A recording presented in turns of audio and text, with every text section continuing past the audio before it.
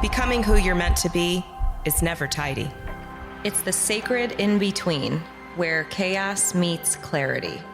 Where truth cracks open light and light brings you home. Welcome to Journey to Radiance, where real stories, Raw truths, And brave transformation light the path forward. We're not here to give you a highlight reel. We're here to talk about the parts of life that shape you. the messy, Magnificent middle, Where reinvention where reinvention begins. Hello, welcome to Journey to Radiance. I'm Melissa, I'm Alana. I'm Joe. and we're so glad you're here. Today's episode, we're going to talk about the pull to return.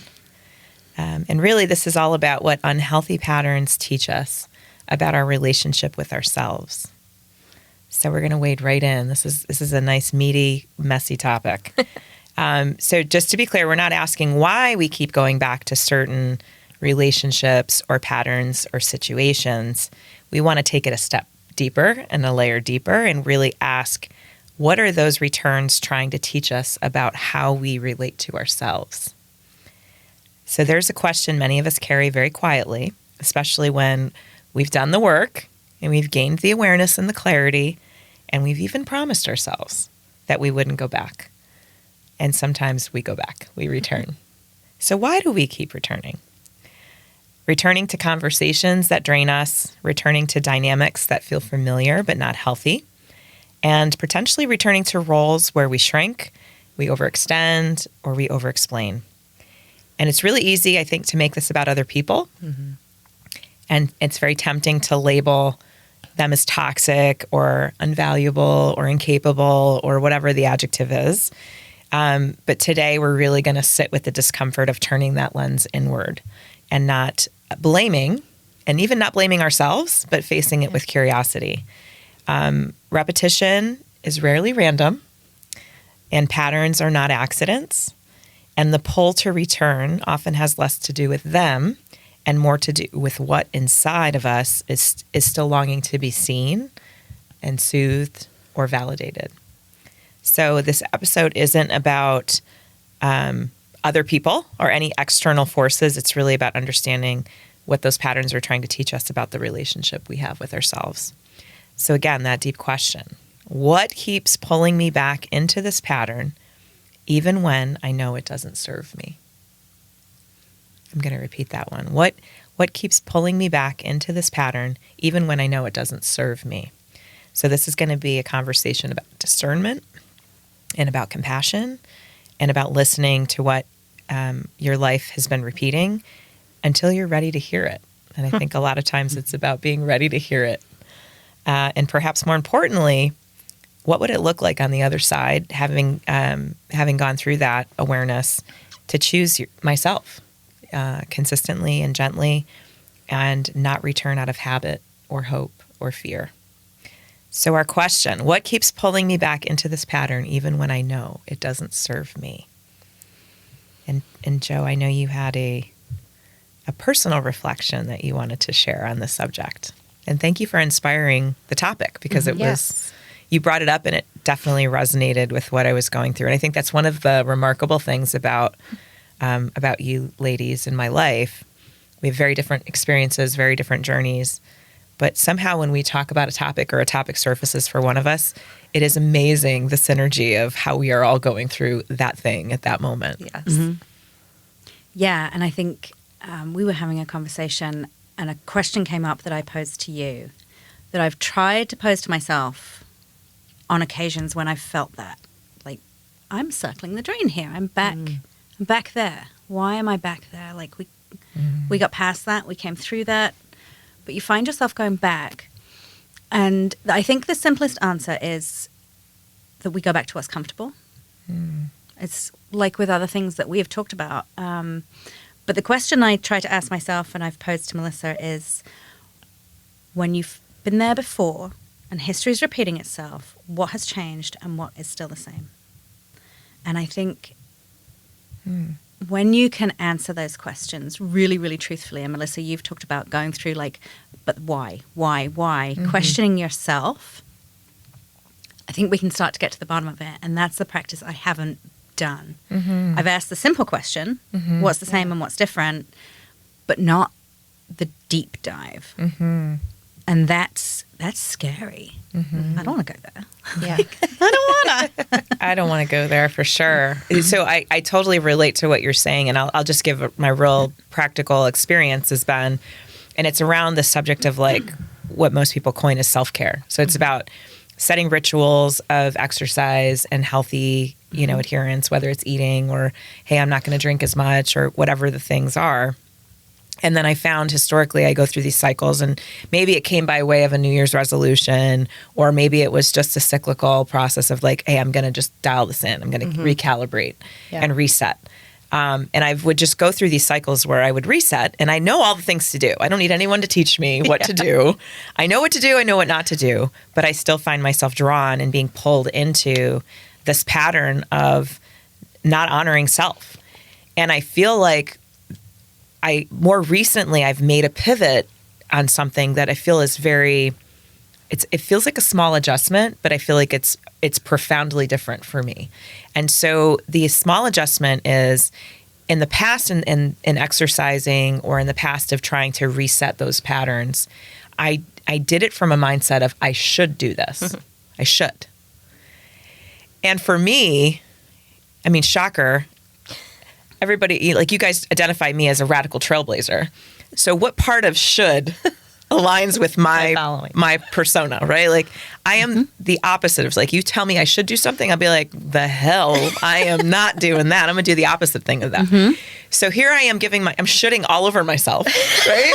Shitting all over myself. And then I'm shocked that it doesn't take, or that I'm rejecting it, and it's the rebel in me, right? Yes. And so the small pivot is reframing it on, I deserve this, and treating it like it is a privilege and it is a luxury, and it's luxurious to take care of myself and to preserve that self-care ritual for me has made all the difference, because now I'm like, my mindset, I'm not dreading it. I'm actually looking forward to it. Yeah. And I'm not wanting to deprive myself of that, because I do feel, and I think we've talked about this in a past episode, I feel such a difference in setting intention on that time where I'm grounding myself at the start of the day, I'm exercising. It just sets my whole brain chemistry differently. I'm functioning better. I feel more clarity. I feel less tornado-y. And I'm making up all the phrases. I'm shitting all over myself. Shitting all over yourself. And I'm feeling less tornado-y. So yeah, so I feel like just that little shift in mindset on how I'm framing the intention has made such a big difference to me. And I'm just shocked at how simple it is, but yet how I do feel it's changed the dynamic quite a bit. Yeah. That sounds like the word ease, E-A-S-E.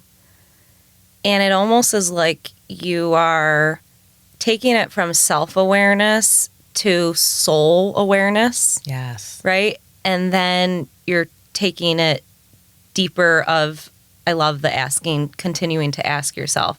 And this is kind of cool because it's almost like you're at one layer, she's at one layer. Not that anything's wrong. It's just, and it relates to what I want to talk about as well. Because it's almost like we graduate into next levels. And that is almost like a bit of a spiritual adulthood. Like, right? Like you're growing up in a way and you're learning new things about yourself. So I've recently gotten into this studying Kabbalah, which is actually more like ancient Jewish mysticism. And it's kind of like before all religions, right? And I'm someone who believes all religions are kind of saying the same thing at the end of the day. What do you believe in? You know, there's a higher power, divine timing. And when you pose this question, I loved it because I think about it all the time and I'm like, why do I keep going back to the same unhealthy patterns? And trying not to come from a place of shame, but a place of curiosity. And the term that they would use in Kabbalah is called tikkun, Tikkun. And this is your soul's correction. It is your curriculum for your soul and what your soul chose to come here to learn. So basically, it chose specific lessons that it needed to master, and it keeps showing up as patterns. So I'll get into some examples, but I like to think of it as like unfinished business. And I imagine myself like sitting with God before I came down and was like, okay, what are my tikkuns going to be in this lifetime? And then once you come here, you don't remember them, and your whole life you're kind of learning these lessons over and over again. That's what I choose to believe. It's what they say, like returning to yourself, right? Yes. Yeah. Capital S. Yeah. Exactly. Yeah. So, and it's the growth your soul signed up for. So the areas where you're saying, why does this keep happening to me? Why do I keep having the same type of relationship theme, or the same emotional trigger, or the same self-sabotaging thoughts? That's what we would call the tikkun. So Kabbalah explains that the ego, like you said, prefers familiar over growth. And I love the way they describe the ego. It's the desire to receive for the self alone. That's the ego, right? So when you know that, it's so clear, what am I operating out of, ego and fear, or am I operating out of love? So if you don't transform this pain, it's going to keep repeating itself, right? So some examples that have helped me, and I'd be curious to know if any of these strike you or any of our listeners, to say, ooh, that might be my tikkun. And I think we have different ones throughout different chapters of our life. So for us, I know we've talked about people pleasing, but if you keep seeing a pattern of people pleasing in your life, your tikkun is sovereignty. You're here to stop earning love and start embodying it. You're here to choose authenticity. If your pattern is something like financial instability, like I just can't hold on to money, I always seem to be broke, why does everyone else get to have it? Then your tikkun is worthiness and stewardship, like learning how to not just make more money, but believe you can hold it. Yeah. Like, am I safe with large amounts of money? If you don't feel safe with large amounts of money, you will never receive large amounts of money. If your pattern is dating emotionally unavailable partners, then your tikkun is secure attachment to yourself, right? To become the safe place that you keep seeking out in other people. If your pattern is overworking, burnout, this might have been one of yours maybe earlier, then your tikkun is receiving. And I think that now shows the ease that is coming through in your life, that you like checked that tikkun off. Yeah.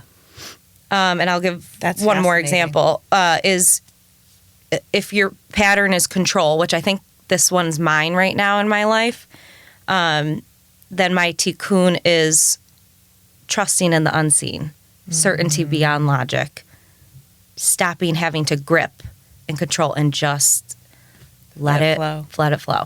Wow. So I'll pause there. But that's been really helpful for me to know, like, oh, that might be a tikkun, and it's going to keep repeating itself until I Receive the lesson receive the lesson. and fully embrace that. Would you read mine again? Because I feel like that was really... Yours is, I think yours Spot is, if your pattern is overworking or burnout, your tikkun is receiving. How can I stop giving and become a receiver? And I think you're receiving for yourself right now too, right? Yeah. Like, how can I give to me? Yeah, that's Instead definitely... of other people. Yeah. Filling my own bucket. And I'm thinking, Joe, for you, and you just said, I don't want to go there. I don't want to ask maybe the why. So that could be if your pattern is almost avoiding conflict, then your tikkun is courageous communication, which you had with your sister, right? So, like, knowing that peace is not the absence of tension, and that you are allowed to speak courageously. Yeah. Episode's done. Great job. Okay. Drop the mic. Wow. That is powerful. Kabbalah's awesome. That It is can like powerful. answer any question. For me, it's like, so I got in a bit of a car accident yesterday morning. I spun off the road and God, you're okay. Yeah, and I'm fine, and the car's fine. But I thought about the control thing because, you know, when you feel your car Is not in control. is not in control, Yeah. and I'm like, I don't know where I'm going to land, but I'm spinning, and I'll land where I land. And I'll hit what I'll hit, or I won't. And I swear I had angels around me. Yeah. I didn't hit anyone. I didn't hit a tree, and I was just in a little snowbank, just waiting there. Welcome back to New York. So control was definitely mine. Yeah. Yeah. Your ability to relinquish that Yeah. in that moment, especially because that is like a terrifying Terrifying. moment to take that. Yeah, and it was like Alana. So is the belief then, if you recognize and accept these tikkuns, that it accelerates your soul's mission? Yeah, I think you want to almost graduate from it, right? Because, so for the burnout overworking one, I do think you've mastered it. And now the same situations can happen, but you don't react Yeah. the way you used to. Right. For that example that you had Yeah. the other week. Yeah. Because it's the growth is between the stimulus, like what's happening, versus the reaction. And the growth is in the pause. Yeah. Right. And in the pause, you're saying, what a blessing, for some reason this is happening to me, and I trust that It's not happening supposed to to me, happen. it's happening for me. for me. Yeah. Yeah. Wow. That's profound. I think that really resonates with me in terms of, you know, and the recognition of I've learned a lesson differently is very clear to me. And so my other question then is it, you can have multiple tikkuns, or Yeah. is it okay? So it's Yeah, I it's think- almost like a board game, like different layers of a Yeah. right. Like Yeah. you've evolved to another level, but now you're going to have Maybe new another lesson. one, because you're evolving. And I think for me, I had a people pleasing one probably the first 30 years of my life, Yeah. honestly. Yeah. And now I'm more in control, Yeah. understanding that I need to let go. And I'm sure kids might bring up, I'm thinking probably chapters when you have young kids. I mean, it might be patience or so many. yeah, layers. there's so many things. So yes, you can have multiple, and then you kind of know when you've graduated, because they say like your vessel to receive is bigger. So for the financial instability one, like until you have learned that lesson, and grown your vessel, you couldn't receive. But now right. you've graduated and Right. So your soul's ready for the next mission. So Yes. it's almost like scavenger hunt in the sense of like, I love that. yeah, like you've got a handful of artifacts, Yeah, and it's now like, because you have those, you can unlock something else. Yeah. Yeah. It's like Goonies. Yeah. I've never watched that. You've never watched I'm not going to act Goonies? like I have. Oh, life has failed you. Wait Wait a minute. I thought I was just dropping knowledge. you were dropping knowledge, but now you're going to watch Goonies and you're going to like, oh, Steven Spielberg gets this. He got it 1982. Oh, okay. Oh, is he talking about this? Oh, then? I just feel like there's so many lessons in Goonies. Okay. Noted. Definitely showing my age. It's okay. It's what I'm here for. Here to represent the 80s with style and grace. Wow. I love that. So, so like, funny. the thing in Goonies is like, I'm just like, it's a parable, right? It's the power of teamwork, and the team comes together, and they're the most dissimilar people. Okay. They're like people that one was perceived as a bully, one was being bullied. And this situation puts them all in a position where they depend upon each other, literally for survival. And so they're like the evolution of the human relationships through that experience. Ooh. And then they're trying to find this treasure, and they're finding clues and things along the way that help them unlock different layers and different levels. And Wow. it's a great movie. Scavenger hunt. There's candy bars involved. There's like skeletons. It's got something for everyone. There's a cyclops. It's a pirate ship. That's what Okay. the treasure's from. It's Oh. a pirate ship. So anyway, I won't ruin it. Don't Spoiler ruin it alert. for me. But all my 80s people are out there like fists raised, Rock like, on. yes, rock on with your Goonie self. I love you, Chunk. I love you, Chunk. See, you get it. You get it. Yes. All right, Alana, your mission. Next episode, you must report back. I will. Homework. Your Goonie report. Homework. The Goonie report. So yeah, so I love that. And I do feel, because when you say your soul is graduating, I just want to be triple clear that it's not a one and done. And it's not a demonstration or of your competency as a human being. Like, you're not failing life if it takes you a minute to figure out your tikkun. Because I do feel as though the lessons come, they don't ever look the same way. Right. They're always pointing out the same root causation, but they don't ever, like, the pattern of how it shows up doesn't repeat, in my experience. Yes. Do you guys agree that it presents itself in different ways? Yes. And let me just say this. So every time you return to a pattern, you are standing at the door of your next level, and you only graduate when you respond differently. Say that again. That is powerful. Yes. And that's what helped. It like clocked it in for me. Every time you return to a pattern, you are standing at the door of your next level, but you only graduate when you respond differently. And I've had, and you maybe can think of a moment. It's almost like the devil and angel, right? Where you're like, oh, maybe something happens to you. You get bad news, and you're like, I have two ways to handle this: my old self, or I can take all I've learned and go that way.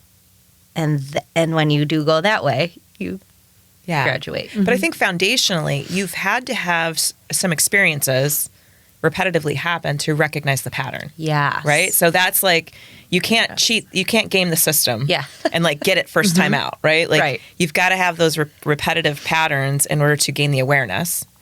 And then I think there also comes with experiencing certain things, a level of trust building that happens, and trust building with yourself and how you handle those different circumstances that hopefully evolve your way or your willingness to go a different way or try something differently because you have, well, I've tried it all these other ways and that hasn't worked. Right. But I think I'm going to be okay. I feel safe enough that I can do it differently this time. And then that's when the unlocking happens in my experience. It's like, it's being able to stand at that precipice knowing I'm about to make a decision. I've not done it this way before, but I'm pretty sure I'm going to be okay. Right. And am I operating out of fear or out of love? And when you keep resorting back to your tikkun or the same patterns or themes, it's out of fear, which is familiar. And we choose it even if it's the worst option. Yeah. So I think that helps me too, like, of which way to go. Like, am I operating out of fear or am I operating out of love? And it doesn't always work the best way. And I think if you have unhealed hurts and pains and experiences, it can also accentuate what you're facing. And it can distort what you're facing so that it feels insurmountable. Yes. It feels bigger than it actually is. And we've talked in past episodes about the lie I'm telling myself, right? Like, because your brain literally is trying to figure things out, and sometimes it's distorting facts. And sometimes emotions can present as facts. And so it accentuates like the boulder that you have to climb. But with clarity, you're able to say, oh, that's not really a boulder, it's a pebble. Right? And I see it differently today than I did yesterday. Does that relate? Yes. You relate to that, Joe? And do you know what you're taking me back to and what you're making me think of? The day before I left, or the day I was leaving, I sent you both a text and I said, I'm chicken little, the sky is falling. Because I just had a day where everything went wrong. So I was leaving to go on vacation, working that day and then leaving from work to drive to Toronto to fly out the next morning. The night before, my dog starts acting like not himself. So I'm like, he's going to die while I'm gone. My son's going to have to deal with it. I went to the worst case scenario. The next morning, we're getting ready to leave. Charlie goes to work. He loads his stuff into my car. My car's dead. I cannot even get into the car because, new cars, why would you be able to get into the car? I could have got the key, but it was so cold. My gloves were too thick. And without gloves, it was so cold, I couldn't make it work. And I went to, and this is the switch that I realized that I've made. I went chicken little, the sky is falling. The car's completely dead. I'm going to have to buy a new car. This is a huge burden. Everything's going wrong. My dog's going to die. My dog's going to die. I mean, I went worst case scenario in everything. Yeah.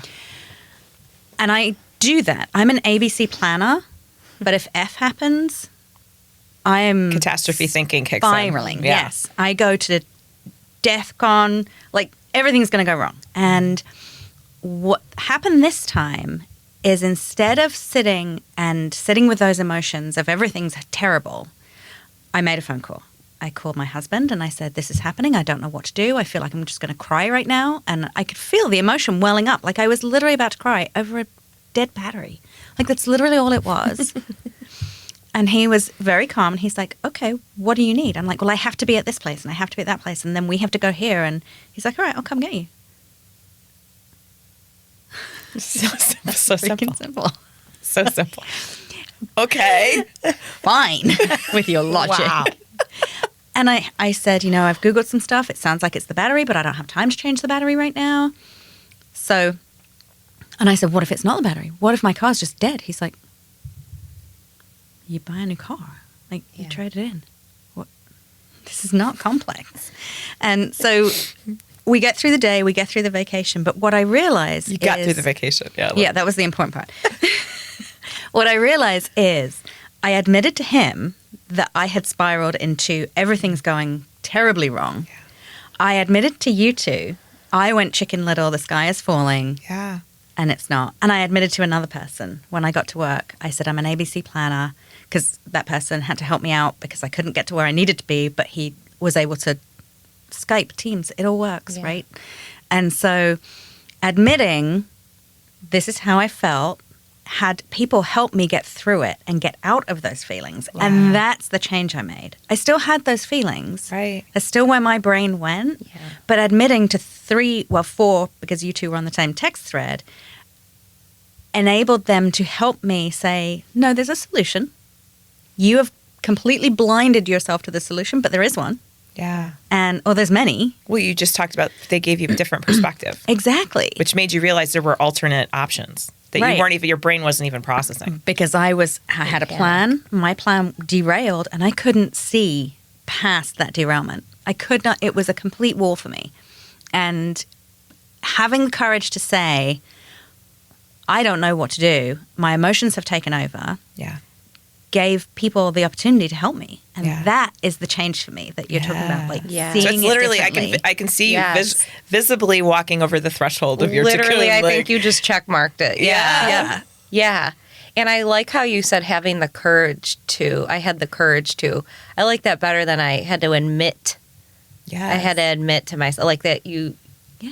Like it's weakness versus. Yeah, like you didn't. Yeah, like courageous. You're being mean to yourself of like, oh, I had to admit. No, you're courageous to say, Jesus, take the wheel. Someone else jump in here and delegate. Oh, and that situation that you had the other week of delegating. Yeah. And like, I can't handle all of this right now. I'm on overload. Wow, that's so cool. Did I take off 2 tikkuns? You did. Wow, you are like master's degree. Wow. Level. You're on a rapid accelerated course. So many doors. Yes. Sign up with Joe for the accelerated course. All of that prepared you to swim with sharks last week. That's right. Oh my gosh, do you think that's what it was? I do think that's because I released something and your vessel was larger. My vessel was larger. Tell them that really quick too about the fear. Yeah, so I've had a fear, not of sharks, believe it or not. I've swam in the ocean and not been snorkeling and not really had visibility. I've swam in the ocean in Hawaii a lot. I lived there. And but I don't, snorkeling has never been my thing. I've freaked out many times. I almost drowned a couple of family members while snorkeling because I was freaking out. You're coming with me. I'm laughing laughing because I have my own story on that. And it's exactly the same. I may have almost killed a 7-year-old boy. But keep, Jesus. Please share more. Yeah, a couple of family members have been my own children, my own offspring.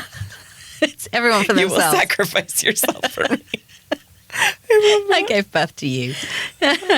So when this opportunity to go swim with sharks proposed itself, I was like, I don't know, I fully support you doing it, but I might stay on the boat. Like, it wasn't a terribly expensive excursion, 1.5 miles offshore.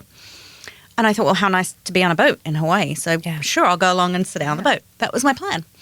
But while going out in huge swell in a small boat, I was listening to this guide telling us what will happen and what we can do and that they're there. And I just decided to trust. I kind of said to myself, and I found myself just completely locked in to what he was saying and trusted. And then my only apprehension as I jumped off the boat was go slow so the water doesn't knock your snorkel mask off. And then I was the one who drifted off, like went a little further than we were supposed to, and had to get called With back the sharks. with following a shark, just tootling along with my snorkel. Wow. Yeah, I did. A wave did come and, put water in my snorkel, but I just spat it out, blew out the snorkel, and away I went. Yeah. Wow. Zero fear. You didn't let fear take over. You said that was awesome. Yeah, I chose to trust this lovely young man who said everything will be fine. We do this every day. I'm like, maybe he's right. What if he's right? Wow. Give him a chance to be right. Yeah, Wow. give him the benefit of the doubt. Mm-hmm. That's Wow. profound. I think you did graduate right before you went. So I want to go back to something too, because you talked about you put forth your plans A through D, Mm-hmm. and then F happens, and it's catastrophe thinking. What's the comfort that you get from planning? Knowing, and I have a great understanding that you can only plan so much. Like life's going to throw F through Z at you, right? Like that's going to happen. But there's some comfort in having alternate options when things do happen. And I've always been an ABC planner. I live by what if. Yeah. And I know it's not realistic, but it gives me some comfort that I can cope with that. But I think, and now that you're saying that question, Melissa, what it does is it does limit you to those. Whereas if you just say, I've got to be in Toronto tonight, I'm going to sleep in Toronto tonight. That's the goal, because tomorrow I have a plane to catch. Whatever comes at you, you're going to navigate around so much more smoothly than the rigidity of, if this happens, we do this. If this happens, we'll go there. Because it was interesting. You said you exhaust the optionality to give yourself options, and then the irony to me is then F happens, and the catastrophe thinking, like all the optioning just went right out the window, and now I'm like, the world is ending. Oh my gosh! And like, so it wasn't working. Yeah. Is what I heard you say. Absolutely. So I love now that your aha in this moment was, I think there is value in doing the brain exercise of what are my options. And I feel as though in not restricting or resolving that those are the only options, but I think it's a good mental skill to be able to, what would happen if this happens and what would happen if that happens. And it just helps you kind of see where some of your options are. But I also love that in your storytelling, you had the options, but you tapped in others that gave you even more options. So it's in the collaborative piece of that and exploring optionality. It's bringing others in so that you're not limited by your own experience and bias or whatever limiting beliefs that you have. Right.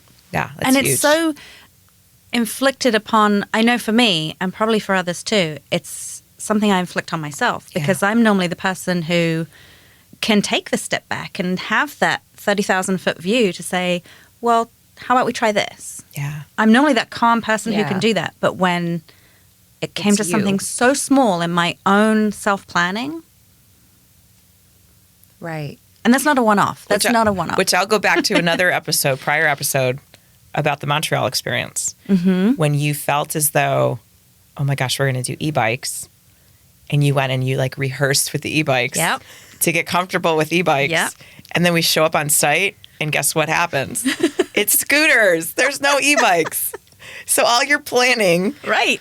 Just like out the window. And now you're like, I'm going to die on a scooter in Montreal. But you did it. Yeah. And So what was my words? Yeah. I didn't plan for this. I didn't practice for this. Yeah. I'm sure there's a tikkun there somewhere. Yeah. That's definitely control. Yeah. Yeah. I mean, needing to plan. Yeah, a little bit. A little bit. Me too. Yeah. I am not good when it doesn't go to plan. And I know that. I haven't graduated yet. But that's control, right? And control is fear. And control is ego. And what you did with the sharks and trusting that man is you let go. Let's just be clear. I don't think I'm healed in this one. No, but I think that's the message. Right. Is you have soul awareness now. You've leveled up, but it's going to present itself in a new way. Yes. And I think in the skill building part of that, in my experience, I also control is 100% my my past issue and partially still my remaining issue.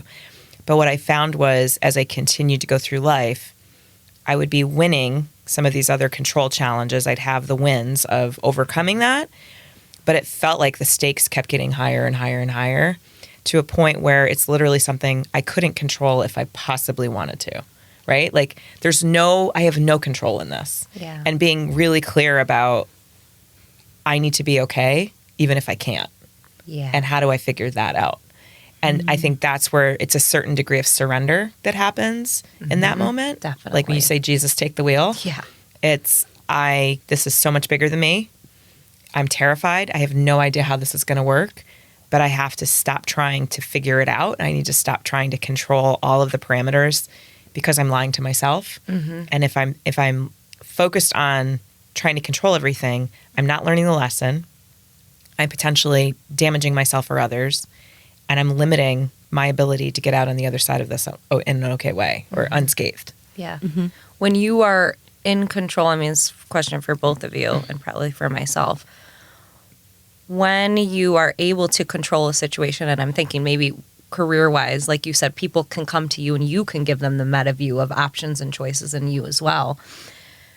Does that feel more comfortable when you're able to be in control and maybe help give advice to someone else or you solve their problem?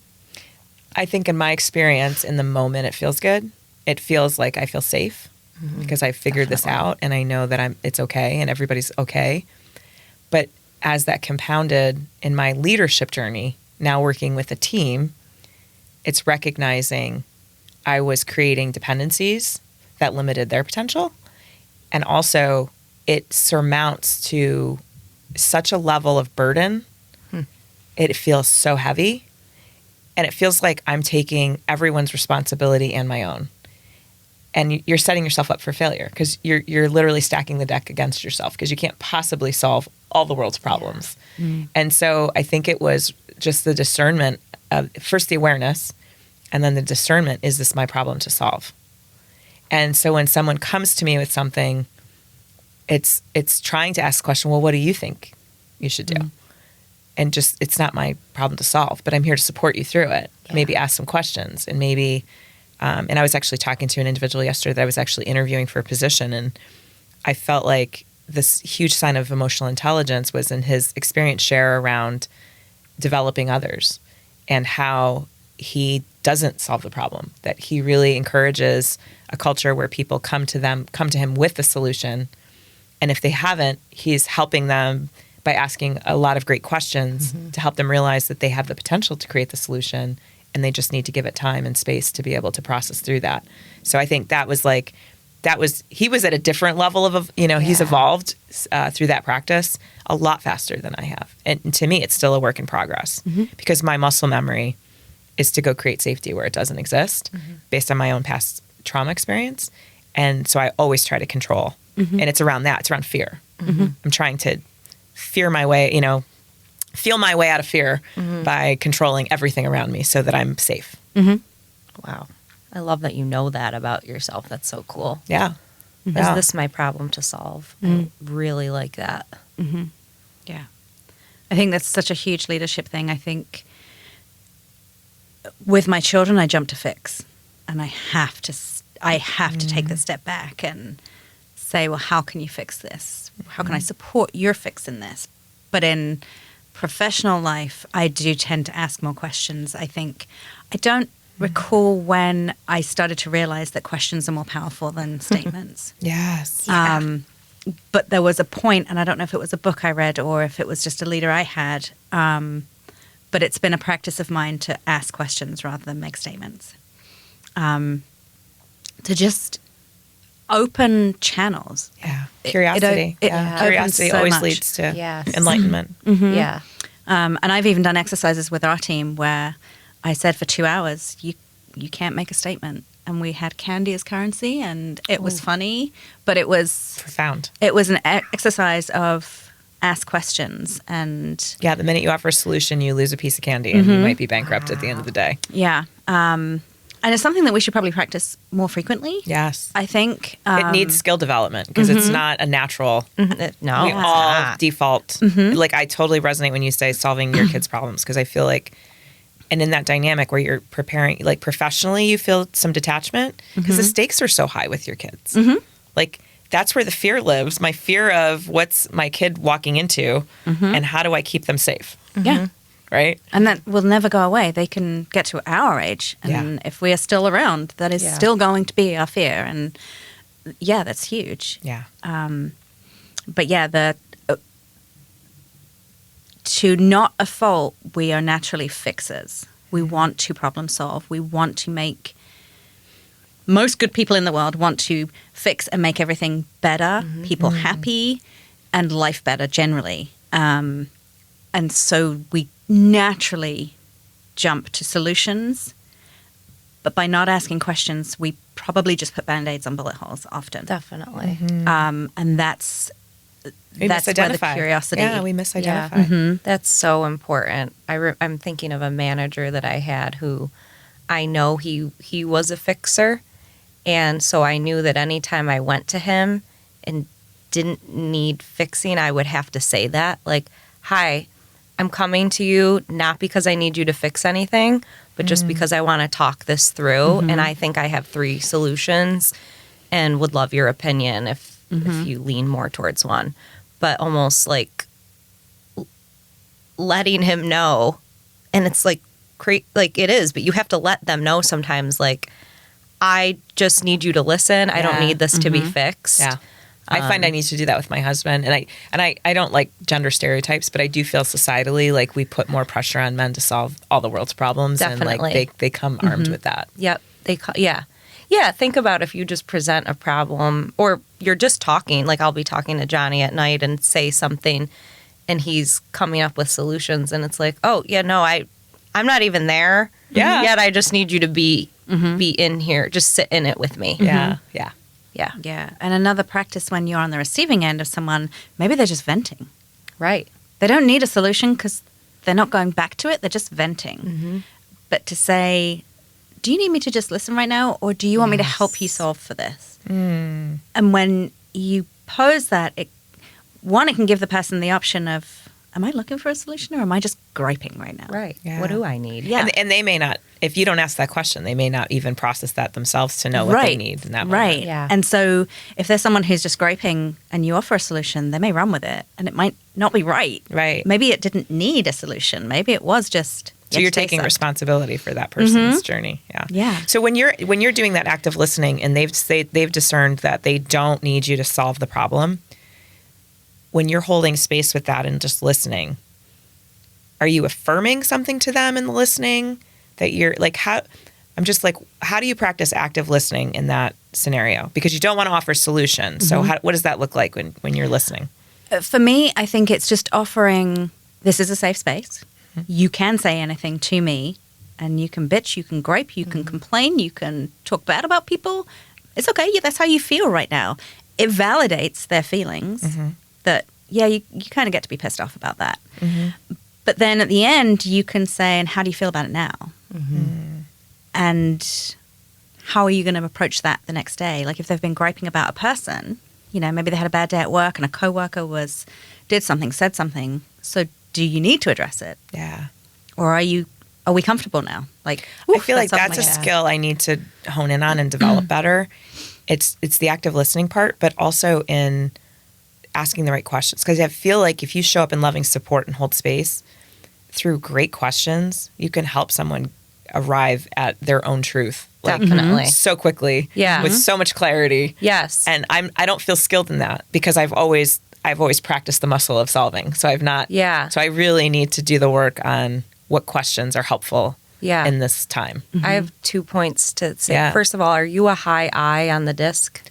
High D, high I, yeah. Yes, me too. So you're high D first. Equally, like same level. Got it. Which is unusual. So I's are typically, we're actually not great listeners. We have to very consciously be listening. And I always want to talk. I want to fix. I want to help. So for me, learning how to just be with them to validate. And I would add, repeating back to them what you're hearing them say. And that is the full circle of how they do come to their solution. And in coaching, that's what they teach you. Acknowledging them, articulating what they are saying. What I'm hearing you say is, and then let yes or no, or then they go off. And they usually say, silence in coaching is such a skill, which was so hard for me as a high I on the disc. Yes. What are you, Joe? I don't remember. I did it so long ago. You're high S, maybe. Probably. SC. I Yeah. Yeah, think. it would be interesting I to love do it the again. disc. Yeah. Okay, Yeah. I'm just learning more about it. But And it does change over time, by the way. Yeah. So. what was I going to say? What was I saying? Active listening. Active listening. Questions. Something about questions. Yeah, articulating back to them. And then a powerful question that usually begins with what or how. That's just, obviously why is very defensive. So, yeah, what and how questions. Yeah. That's helpful. How would you like it to be? Yeah. Yeah. What are you afraid of? What are you afraid of? And I think the active listening comes easier to me because I'm an introvert. So I'm more comfortable And you're an hearing and taking everything in and not giving thought. That's great. So it's actually easy for me.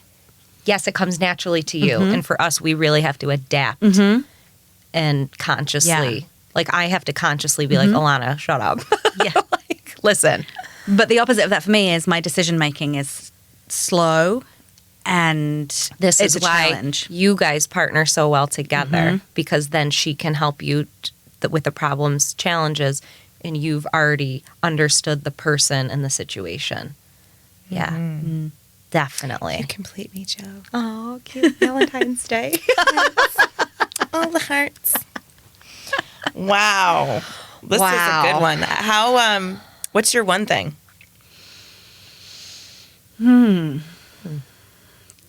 Wow. Just one, huh? I think for me, there's so many. I don't think I know. can pick one. I love that you said when you say I should be doing this. I get the defensive about that too. And I think to change one word, if it's one thing, change that one word. I can. I get to. I get to. Yeah. Instead It's of I happening should. for me. Yeah. Elevating the privilege of it versus which is gratitude. Yeah. Anytime gratitude Gratitude. shows up, Yeah. it's Higher soul frequency. healing. Yeah. Yeah. But then the other big one for me is if you feel it, say it. To someone who's safe, say it. Right now, I feel scared. I feel fear. I feel anxiety. I feel pressure. Because just verbalizing that and giving someone the opportunity to offer a question that might help you or a solution is huge. That's courageous communication. That's what your tikkun was. Did I just do another You just one? did it. Cha-ching, cha-ching, cha-ching. Wow. She's like You did. That's what yours was. she's like a Vegas slot over Yeah, here. Like because you were you always said you're scared of confrontation. You don't want to do it, and now you allowed yourself to ask for help. So let's just be clear. That's my takeaway. I haven't accomplished yet. We'll report back. No, I think you're pretty close. I think I think it's messy, yes. Yeah. And it's practice, fail forward. So when I talk, just to be clear, when I talk about I get to exercise, there are still days where I am prioritizing my rest over exercise. And it's different because I would always put shame in the equation and then judge myself because I was resting rather than, I get to rest. Yeah. Right. And that resting is what really, what do I need in this moment to have that higher frequency? Yes. And then whatever that shows up as, that's what I meant to do. And if it's not exercising 5 days a week, guess what? It's okay. But I'm feeling rested. I'm feeling balanced. I'm feeling whole. And I'm separating. I'm not shitting all over myself. Yeah. Yeah, and that's your tikkun, which is overworking or burnout. Yeah. You're allowing yourself to say, I don't need to earn Yes. rest. I get to I'm worthy do of it. I'm worthy of it without. I don't have to achieve rest. I Right. can just Right. be with it. Yeah. Yeah. And for me, I think it's that the lesson doesn't go away. It evolves.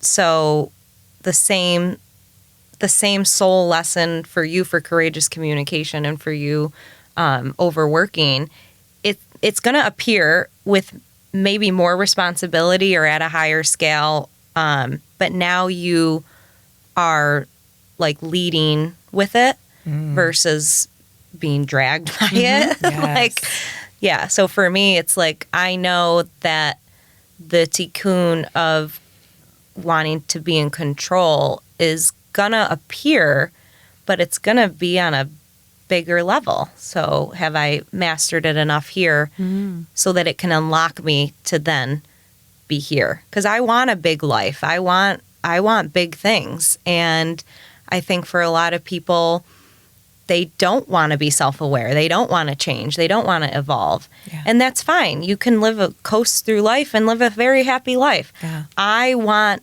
big. Yeah. So I got to do deep work in order to be ready, in order for my vessel to be ready to receive that. Yeah. So I'm really just, like, let's keep unlocking. But that means it's going to be challenging. Yeah. So you may evolve yourself to doing big work, trying to accelerate the readiness. Yeah. And then your next tikkun's going to be the overworking. Definitely. And then I'll come to you. Because that is exactly why our souls connected, because I was you. I'm like, I know I am here to serve a very big purpose in life. I have a knowing throughout my whole being. And it's the the evolvement of that over time. Yeah. And so it's wild. It's like I'm looking. It's coming. It's coming. It's so Be ready. exciting. So I want to just give a closing reflection. This has been a really meaningful, and I missed you guys. We can't have miss you a guys. time apart. That was not okay with my soul. So as we close, I want to just take a quiet moment, and I want you to think about one pattern in your life that feels familiar, maybe a little too familiar. Notice what it gives you. Notice what it costs you. And without judgment, ask yourself, what part of me feels comforted by returning? What part of me feels diminished? And then gently consider, if I choose myself in this space, even a little more, what might shift? Choosing yourself doesn't have to be dramatic. It doesn't have to be loud.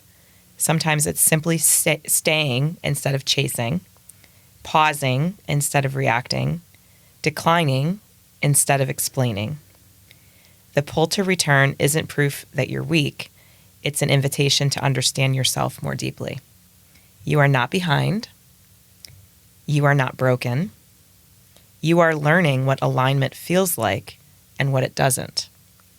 And each time you choose yourself with clarity and care, you strengthen the most important relationship you will ever have, and that is the relationship with you. So thank you for sharing your reflections today, guys. It was really powerful for me to relate to, understand you better, and also evolve my own understanding of myself through your shared experience. It's really powerful. Yeah. So if this episode resonated with you, we ask that you share it with your friends and family members, your colleagues. I continue to be profoundly impacted by the messaging we receive from others on how our experiences how they're connecting with our stories and how they feel less alone. I've heard that too, that, they feel that there's someone on their shared journey. And that's really what we want, is to create a community where we expose our messy so that people feel less isolated in their own journey. And they recognize there's beauty in that messy, and that we're here to face it, and we're here to do the work. And so it's been a privilege to share this time with you guys. Please share us out and join us on our socials and join us in our community. We want you to be a part of our tribe. So blessings to you all.